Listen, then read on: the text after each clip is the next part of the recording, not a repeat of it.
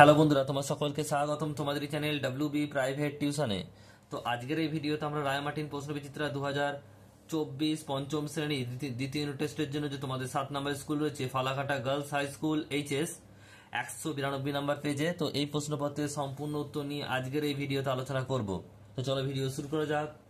তো ভিডিও শুরু হওয়ার আগে তোমার যদি চ্যানেল নতুন হও তো চ্যানেলটি সাবস্ক্রাইব করে পাশে থাকা বেল আইকনটি প্রেস করে নোটিফিকেশন অন করে দাও পরবর্তী ভিডিওর আপডেট পাওয়ার জন্য।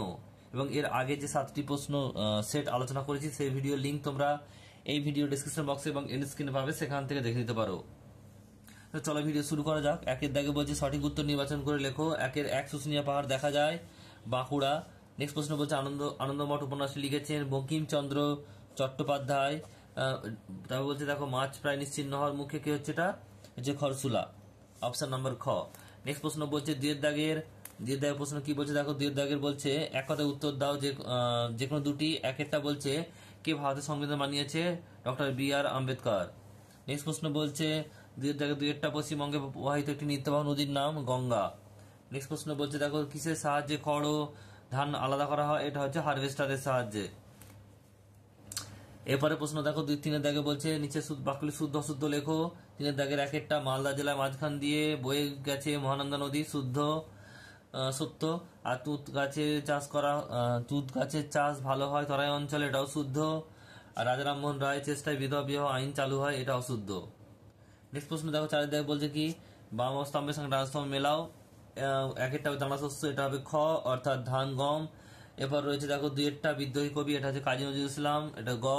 আর তাম্রলিপ্ত, এটা হচ্ছে রূপনারায়ণ নদী। নেক্সট প্রশ্ন দেখো পরেরটা কি বলছে পাঁচের দাগের প্রশ্ন বলছে যে অনধিক 30টি শব্দের উত্তর দাও যে কোনো দুটি। একেরটা বলছে পাঁচের দাগের একেরটা শাস্ত্রকে সম্পদ বলা হয় কেন, এটা রায়মার্টিন সাইকবের 150 নম্বর পেজে রয়েছে।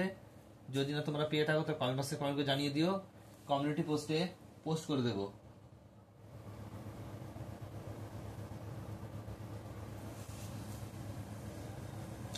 নেক্সট প্রশ্ন দেখো পরেরটা কি বলছে বদ্বীপ কাকে বলে, এটা তোমরা রায়মার্টিন সাইকবের 120 নম্বর পেজে পাবে। তারপর সিধু ও কানু কেন বিখ্যাত, 174 নম্বর পেজে পাবে রায়মার্টিন সাইকবের। নেক্সট প্রশ্ন দেখো পরেরটা কি বলছে ছয় দাগের বলছে একেরটা বলছে প্রকৃতি সম্পদকে মানুষের কি কি সম্পদ তৈরিতে ব্যবহার করেছে এবং উদাহরণ সহ আলোচনা করো, এটা রায়মার্টিন সাইকবের 150 নম্বর পেজে রয়েছে।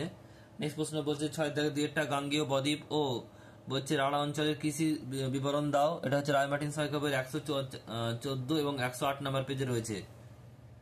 নেক্সট প্রশ্ন বলছে দেখো প্রশান্ত চন্দ্র মহলানবিশ স্মরণীয় কেন, এটা রায়মার্টিন সাইকবের 163 নম্বর পেজে রয়েছে।